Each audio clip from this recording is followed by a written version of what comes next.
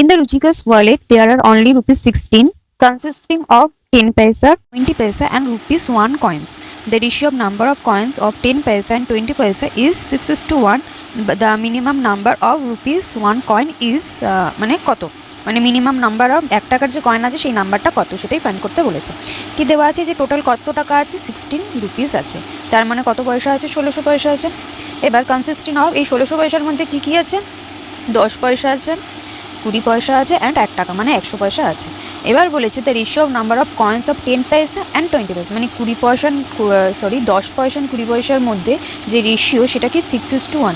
তার মানেটা কি 10 পয়সা যদি থাকে 6টা, 20 পয়সা থাকবে 1টা, ঠিক আছে। তেমনি 10 পয়সা যদি থাকে 12টা, 20 পয়সা থাকবে কটা, কটা থাকবে 2টো, মানে অলওয়েজ 12 আর 2কে কাটলে কত হবে 6:1। তার মানে অলওয়েজ এই 10 পয়সা অ্যান্ড 20 পয়সাটা এই 6:1 এর রেশিওটা মেনে চলবে। তার মানে এটা যদি হয় 6টা, এটা হবে মানে 1টা। 20 মানে 20 পয়সাটা যত গুণ থাকবে 10 পয়সাটা তার 6 গুণ থাকবে, ঠিক আছে। কত গুণ থাকবে, 6 গুণ থাকবে। ওকে, এবার আমাদের কি বলেছে যে মিনিমাম নাম্বার, মানে এই কন্ডিশনটা এইটা যদি দেওয়া থাকে তাহলে এটা বার করতে হবে যে এই 100 পয়সাটা মিনিমাম কত থাকতে পারে, বেশিও থাকতে পারে কিন্তু মিনিমাম কত থাকতেই হবে এই কন্ডিশনটা ফুলফিল করার জন্য, ঠিক আছে। তো চলো আমরা দেখিনি কীভাবে করা যায় অঙ্কটা। তো কী আছে আমাদের কাছে, 10 পয়সা আছে, 20 পয়সা আছে অ্যান্ড 100 পয়সা আছে, সেটা টোটাল মিলে কত হতে হবে, 1600 পয়সা। এবার এটার কি কন্ডিশন আছে, এটা যদি থাকে 6, এটা থাকবে তাহলে কত, 1। এবার দেখো যে মিনিমাম কটা 100 পয়সা থাকতে হবে। এইবার যদি আমরা আচ্ছা এখানে যে রেশিওটা দেওয়া আছে এটা আমরা ফার্স্ট ভ্যালুটা যদি 1 ধরে নিই, মানে আমরা ধরে নিচ্ছি এটা 6টা আছে অ্যান্ড এটা 1টা আছে, তার মানে কত হয়ে যাবে 6 × 6 2 × 2, মানে এটা হয়ে যাবে 10 × 6 + 20 × 1, তার মানে এটার ভ্যালুটা হয়ে গেল 80, ঠিক আছে। নেক্সট ভ্যালুটা যদি আমরা ধরি তাহলে ফার্স্টের ফ্যাক্টরটা কত ধরলাম 1, নেক্সট ফ্যাক্টরটা আমরা ধরবো 2, তার মানে কত হয়ে যাবে 10 × 2 মানে কত, 6 × 2 = 12, আমি ব্র্যাকেটে দেখিয়ে দিচ্ছি অনেকেরই কনফিউশন থাকবে তাই জন্য। আর 20টা কত হয়ে যাবে তাহলে 1 × 2, তার মানে এটা কত হয়ে যাবে 6 × 2 = 12, 120 + 2 × 2 = 4, তার মানে 4 5 6 160, তার মানে 1 এর ভ্যালু পেয়ে 1 আমরা পুট করে পেলাম 80, 2 আমরা পুট করে পেলাম কত 160। এবার একবার আমরা এখানে 3টা পুট করে দেখে নিই। এইটা আমি কেন করছি পরপর সেটা আমি এক্ষুনি বুঝতে পারবে তোমরা। 3 এর ভ্যালু যদি আমরা পুট করে দিই এই কমন ফ্যাক্টরে 6:1 এর, তাহলে কত হয়ে যাবে 3 6 18, মানে 18 × 10 প্লাস এখানে কত হয়ে যাবে, এটা 3 হয়ে যাবে, তার মানে 3 × 20, তার মানে এখানে হয়ে গেলো 3 × 2 = 6, 60 + 180, তার মানে এখানে হয়ে গেল তোমার 60 + 180, হ্যাঁ 240, ঠিক আছে। এইবার আমি ব্যাপারটা তোমাদের বলছি। এইবার এখানে তোমরা দেখে নাও যে এখানে আমরা যখন অনুপাতের কমন ফ্যাক্টরটা পুট করছি তখন আমরা ফার্স্ট ভ্যালুটা পেলাম 80, তার পরের ভ্যালুটা পেলাম 160, তার পরের ভ্যালুটা পেলাম 240। এবার তোমরা তার এই কমন ফ্যাক্টরের ভ্যালুটা 4 পুট করে দেখে নিতে পারো, ডেফিনেটলি এর পরের ভ্যালুটা হয়ে যাবে 320, ঠিক আছে। আমি একবার রাফলি বুঝিয়ে দিই কী করে হবে। 4 6 24, 240, এটা হয়ে যাবে 240 প্লাস এটা 4 2 8 80, মানে 8 9 10 11 12, তার মানে 320 হয়ে গেল না, ঠিক আছে। এইবার এটা কেন হচ্ছে, এবার এখানে আমরা দেখতে পাচ্ছি যে প্রত্যেকটা ভ্যালুই কিসের মাল্টিপেল, ইয়েস 80-র মাল্টিপেল, তাই তো। ফার্স্ট এটা হচ্ছে 80, একটা 80, তারপর এটা 80 2 × 160, তারপর 80 × 3 240, তারপর 80 × 4 320। তার মানে এর মানের থেকে আমি কি কনক্লুড করার চেষ্টা করছি, কেউ বুঝতে পারছো? আচ্ছা এর মানে থেকে আমি এটাতেই আসার চেষ্টা করছি যে এই শুধুমাত্র এই 10 পয়সা 20 পয়সা মিলে আচ্ছা শুধুমাত্র এই 10 পয়সা 20 পয়সা মিলে যে ভ্যালুটাই হোক না কেন সেটা অলওয়েজ কী হবে 80-র মাল্টিপেল হবে, ঠিক আছে। তার মানে এই তিনটে থেকে যদি আমরা 100 পয়সাটা বাদ দিয়ে দিই, এই 100 পয়সাটা বাদ দিয়ে দেওয়ার পর যে 10 পয়সা 20 পয়সা পড়ে থাকবে সেই দুটোকে যোগ করে অলওয়েজ আমরা কিসের মাল্টিপেল পাবো, 80-র মাল্টিপেল পাবো। ক্লিয়ার হলো এটা। এরপরেতে আমরা দেখিনি যে এইটা আমরা কেন কনক্লুশনে কেন আসার দরকার আছে। এবার কি আমাদের বলেছে যে 100-র মিনিমাম ভ্যালু কত। এবার ফার্স্টে যদি আমি ধরে নিই যে 100 মিনিমাম ভ্যালু 1, জাস্ট সাপোজ করলাম, তাহলে 100 মিনিমাম ভ্যালু 1 হলে এই 1600 থেকে 100টা চলে গেলে কত হয় 1500, তার মানে এই 100-র ভ্যালুটা আমরা বাদ দিয়ে দিলাম 1600 থেকে, তাহলে 100-র ভ্যালুটা যদি 1600-র ভ্যালু থেকে চলে যায় কার ভ্যালু পড়ে থাকবে 10 পয়সার ভ্যালু আর 20 পয়সার ভ্যালু, তাই তো। এবার আমরা কি একটু আগে কনক্লুশনে গেছিলাম যে 10 পয়সা 20 পয়সার ভ্যালু যোগ করে যেই ভ্যালুটাই আমরা পাবো না কেন সেটা সবসময় এই 80-র মাল্টিপেল হবে। তাহলে এবার এখানে দেখে নিই যে এই 100 যদি আমরা ধরেই নিই যে মিনিমাম ভ্যালু 1 হবে, তাহলে 100-র ভ্যালু বাদ দিলে কি পড়ে থাকলো 1500। এবার দেখো তো এই 1500 কি 80-র মাল্টিপেল হচ্ছে, কিছুতেই হচ্ছে না। 150 তো কিছুতেই 15 দিয়ে যায় না, 15 মানে 150 কিছুতেই 80 দিয়ে যায় না, তার মানে 1-এর ভ্যালুটা যে আমরা অ্যাজুম করেছিলাম সেটা কি সম্পূর্ণ ভুল, ঠিক আছে।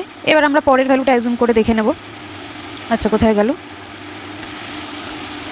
100 ভ্যালুটা হলো না। তার মানে এইবার এখান থেকেই আমরা সহজে দেখতে পারি যে 1600 থেকে প্রথম 100 ভ্যালু 100 মিনিমাম ভ্যালু 1 ধরলাম, হলো না। এবার মুখে মুখেই আমরা করে নিই 100 ভ্যালু যদি আমরা 2 ধরি তাহলে কি হয়ে যাবে 200, 1600 থেকে 200 গেলে কত হয় 1400। এই 1400টাকে 80 মাল্টিপল হবে? তোমরা মুখে মুখেই এটা করে নিতে পারবে, হবে না, কারণ 140 কিছুতেই 8 দিয়ে যায় না, মানে 1400টা তাহলে কিছুতেই 80 মাল্টিপল হবে না, 1400 80 মাল্টিপল নয়। তার মানে 2 ভ্যালুটাও আমরা যে অ্যাজিউম করলাম সেটাও ভুল। নেক্সট ভ্যালুটা কি, এটাও মুখে মুখে করে নিই। নেক্সট ভ্যালুটা কী ছিল? নেক্সট ভ্যালুটা যদি আমরা আচ্ছা 1 ধরে নিলাম, 2 ধরে নিলাম, নেক্সট ভ্যালুটা যদি আমরা 3 ধরি তাহলে 1600 থেকে 1300 গেলে কত হবে?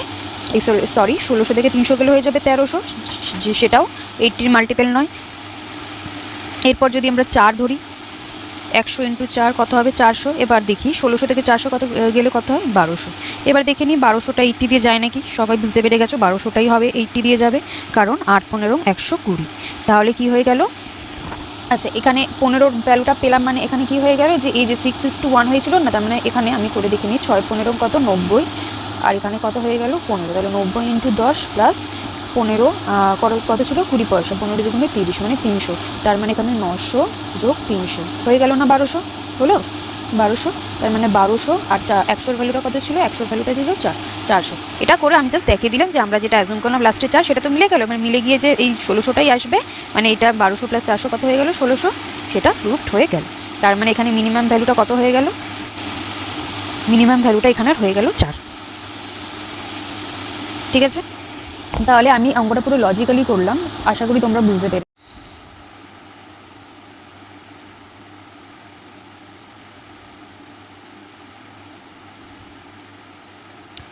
The value of a diamond is directly proportional to the square of its weight. A diamond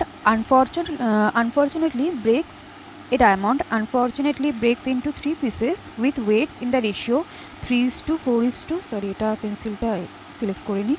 3:4:5. So a loss of 9.4 lakh is incurred. What is the actual value of a diamond? Of the diamond মানে এটা কি বলার চেষ্টা করেছে, একটা diamond ছিল, ঠিক আছে, এই ডায়মন্ডটা কি হলো?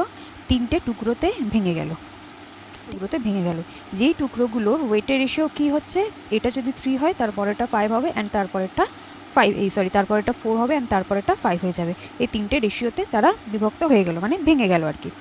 তাই জন্য কি হলো, এইটার যা ভ্যালু, মানে এই পুরো ডায়মন্ডটা বিক্রি করে সে যে ভ্যালুটা পেত, এই 3টে ডায়মন্ড আলাদা আলাদাভাবে বিক্রি করে সে একটু কম ভ্যালু পাচ্ছে, মানে কম টাকা তার অর্জন হচ্ছে। কতটা কম টাকা তার অর্জন হচ্ছে না? 9.4 লাখ টাকা কম তার অর্জন হচ্ছে।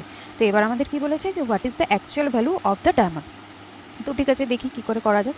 তো মূল কথাটা কি এখানে বলছিলাম যে একটা ডায়মন্ড আছে, ঠিক আছে, এটা 3টে টুকরোতে ভেঙে গেল, যেটার ফার্স্টেরটা যদি হয় 3, পরেরটা হবে 4, অ্যান্ড লাস্টেরটা হবে 5। ঠিক আছে, এবার একটা কথা তোমরা ভাবো, এই ডায়মন্ডটা ভেঙেই তো এই 3টে টুকরো হয়েছে, তাই তো? তো এইটার যদি ওজন 3 হয়, এটা যদি 4 হয়, অ্যান্ড এটার যদি 5 হয়, তাহলে এই বড়টা কত? এই বড়টা থেকে ভেঙেই তো এই 3টে হয়েছে। তাহলে এই তিনটেকে যদি আমরা জুড়ে দিই তাহলে আবার সেই বড়টা পেয়ে যাবো। তাহলে এই 3টেকে জুড়ে দিলে আমরা কত পাচ্ছি? 5, 4 আর 3, 9, 10 করো 12 পাচ্ছি। তার মানে বলতে পারি যে এই বড় যেই ডায়মন্ডটা ভেঙে আমরা এই 3টে টুকরো পেয়েছি, সেই ডায়মন্ডটার ওজন হচ্ছে 12, তাই তো? তার মানে ডায়মন্ডটার সাথে এই 3টের রেশিও পেলে আমরা ডায়মন্ডটার ওজন পেয়ে যাবো 12। ঠিক আছে, ক্লিয়ার? এবার কি বলেছে যে ডায়মন্ডের ভ্যালু যেটা হবে, কোথায় গেল? হ্যাঁ, ডায়মন্ডের যে ভ্যালু হবে সেটা directly proportional to the square of its weight. তার মানে এটা যদি ওয়েটটা যদি 12 হয়, তার মানে 12 স্কোয়ার কত? 144। তার মানে ভ্যালুটা এর প্রপোর্শনাল হবে। তার মানে ভ্যালুটাকে আমরা এটা অ্যাজিউম করে নিতে পারি। ঠিক আছে, এবার কি বলেছে? আচ্ছা এবার বলেছে যে এই যেটা বললাম যে এই 3টেকে বিক্রি করা আলাদা আলাদা বিক্রি করাতে, অ্যান্ড এটা একসাথে মানে এই পুরোটা বিক্রি করাতে তার সে যেটা পেয়েছে, এই 3টেকে আলাদা আলাদা বিক্রি করাতে সে একটু কম পেয়েছে। কত কম পেয়েছে? 9.4 লাখ। আচ্ছা, তো এটা এখানে কি করে বুঝবো যে এই পুরো ডায়মন্ডটাকে বিক্রি করাতে সে কত পেলো? কি বললাম, ভ্যালুটা কিসের সাথে প্রপোর্শনাল? ওয়েটটা স্কোয়ারের সাথে। তাহলে ওয়েট যদি 12 হয় তাহলে ভ্যালুটা হয়ে গেলো 144। ক্লিয়ার? এইবার এর ভ্যালুটা যেরকম আমরা 144 পেলাম, এরকম আলাদা আলাদা যে ডায়মন্ডগুলো টুকরো হয়ে গেল তার ভ্যালু আমরা নিশ্চয়ই পেয়ে যাব, কারণ তাদেরও আমরা ওয়েট জানি বা ওয়েটের রেশিও জানি। তাহলে এর যদি ওয়েট 3 হয় তাহলে এর ভ্যালু কত হয়ে যাবে? 3 স্কোয়ার ইকুয়াল টু 9। এর যদি আচ্ছা এই 12টা আমি মুছে দিই। এর যদি ওয়েট হয় 4 তাহলে এর ভ্যালু হয়ে যাবে কত? 16। তেমনি এর যদি ওয়েট হয় 5, এর ভ্যালু হয়ে যাবে কত? 25। তাহলে আমরা দেখে নিই যে কত ডিফারেন্স আমরা পাচ্ছি। তার মানে বড় ডায়মন্ডটার ভ্যালু কত পেয়ে গেলাম 144, আর ছোটো ডায়মন্ড তিনটের ভ্যালু কত পেয়ে গেলাম 9। আচ্ছা ফার্স্ট এটা কত ছিল 9, 16, 25, 9 + 16 + 25। এইবার কি বলেছে যে এইটা বিক্রি করে যত তার লাভ হয়েছে এইটা বিক্রি করে একটু কম লাভ হয়েছে। কত কম লাভ হয়েছে 9.4 লাখ তার কম হয়েছে। ঠিক আছে, তাহলে এটা থেকে এটা মাইনাস করলে কত হয়, এটা হচ্ছে তোমার 16, 9, 25, 25 দুগুণে 50, তার মানে 144 থেকে 50 গেলে কত হয়ে যায় 94। তাহলে 94 ইকুয়ালটা আমরা পেয়ে যাচ্ছি 9.4 লাখ। তার মানে 1 ইকুয়াল টু কে কত পেয়ে যাব 0.1 লাখ, তাই তো। এটা আমি দেখিয়ে দিলাম, এটা তো সবাই বুঝতে পারছো, তাও আমি পয়েন্টে উঠে কী করে 0.1 লাখ হলে সেটা দেখিয়ে দিলাম। ঠিক আছে, তো 1-এর ভ্যালু আমরা পেলাম 0.1 লাখ। তাহলে আমাদের কিসের ভ্যালু বের করতে বলেছে, what is the actual value of diamond. Actual value of diamond কত ছিল 144। এটাই তো অ্যাকচুয়াল ভ্যালু, যে বড় ডায়মন্ডটা ছিল এই যে আমি এখানে দেখালাম, এই বড় কোথায় দেখালাম একটা, এক মিনিট, হ্যাঁ এই যে বড় ডায়মন্ডটা এর ভ্যালু কত ছিল 144। তাহলে 144-এর ভ্যালুটা বের করলেই আমরা অ্যান্সার পেয়ে যাব। তাহলে আমরা এখানে কিসের ভ্যালু পেয়েছি 1-এর ভ্যালু, 1-এর ভ্যালু পেয়েছি মানে 144-এর ভ্যালুও পেয়ে যাবো, তাই তো। 144 মানে তাহলে কী হবে 144 × 1 = 144 ইন্টু, আচ্ছা 1-এর ভ্যালু কত পেয়েছিলাম 0.1, তার মানে 144 × 0.1 কত হয়ে যাবে, এখানে পয়েন্ট আছে তার মানে এখানেও পয়েন্ট হয়ে যাবে 14.4 লাখ। তার মানে কি দাঁড়ালো যে বড় যে ডায়মন্ডটা ছিল মানে যেটা থেকে ভেঙে টুকরো টুকরো হয়েছে সেই ফার্স্ট ডায়মন্ডটার ভ্যালু হয়ে গেল 14.4 লাখ। ঠিক আছে, এইবার যারা এক্স ধরে করতে চাও বা যারা ফার্স্টে এক্স ধরে করেছো তাদের জন্য আমি একটুখানি বলে দিই, ছোট্ট করে বলে দিই। আচ্ছা এখানে কি ছিল 3:4:5, মানে বড় ডায়মন্ডটা থেকে ছোটো ডায়মন্ডটা হয়ে গেলো, এই ডায়মন্ডটা যদি 3 হয় এই ডায়মন্ডটা 4 অ্যান্ড এই ডায়মন্ডটা হয়ে যাবে 5। ঠিক আছে, এইবার যদি এই ডায়মন্ডটার ওয়েট আমরা 3x, এই ডায়মন্ড, আচ্ছা এই পরের পেজেই করি, যদি এই বড় ডায়মন্ডটা থেকে ছোটো ডায়মন্ড হয়ে গেলো 3টে, যদি এটার ওয়েট যদি 3x, এটার 4x অ্যান্ড এটার 5x ধরি, তাহলে কি হয়ে যাবে ভ্যালু এর 9x², এটা হয়ে যাবে 16x², কারণ স্কোয়ার হচ্ছে তো, তাই না, directly proportional to the square of weight, এটাই তো গিভেন আছে। অ্যান্ড এটা হয়ে যাবে কত 25x²। তেমনি বড় ডায়মন্ডটা কত, কারণ বড় ডায়মন্ডটা থেকে ভেঙে এই 3টে ডায়মন্ড হয়েছে, তার মানে এই 3টে ওয়েটের সমষ্টি হয়ে যাবে বড় ডায়মন্ডটার ওয়েট, সেটা কত হয়ে যাবে 12x। তার মানে 12x যদি হয় তাহলে ভ্যালু কত হয়ে যাবে 144x²। সিমিলারলি এখানেও কিছু না, একদম সেম, তাও আমি দেখিয়ে দিলাম 144x² মাইনাস ওটা আমরা পেয়েছিলাম 50, কারণ 9 + 16 + কত ছিল 25, ইয়েস এই তিনটে যোগ করে আমরা পেয়েছিলাম 50, তার মানে 50x² = হলো 9.4 লাখ। তার মানে এখানে পেয়ে গেলাম 94x² = 9.4 লাখ। ব্যাস x² এখানে কী হয়ে গেল তাহলে 0.1 লাখ। আমাদের কি চেয়েছে, আমাদের চেয়েছে এই ভ্যালুটা, তার মানে 144x² = 144, এর ভ্যালুটা কত পেয়ে গেছিলাম আমরা 0.1 লাখ। ব্যাস বসিয়ে দেবো ইন্টু 0.1, x² এর ভ্যালুটা আমরা এখানে পুট করে দিলাম, ব্যাস। তার মানে 14.4 লাখ হলো বড় ডায়মন্ডটার ভ্যালু। ক্লিয়ার হলো, সবাই বুঝতে পারলে আশা করি। যদি না বুঝে থাকো আবার রিপিটে গিয়ে একটু ভিডিওটা দেখে নিও। ঠিক আছে, তাও যদি অসুবিধা হয় অবশ্যই কমেন্ট সেকশনে জানিও যে কোন জায়গাটা তোমাদের অসুবিধা হচ্ছে।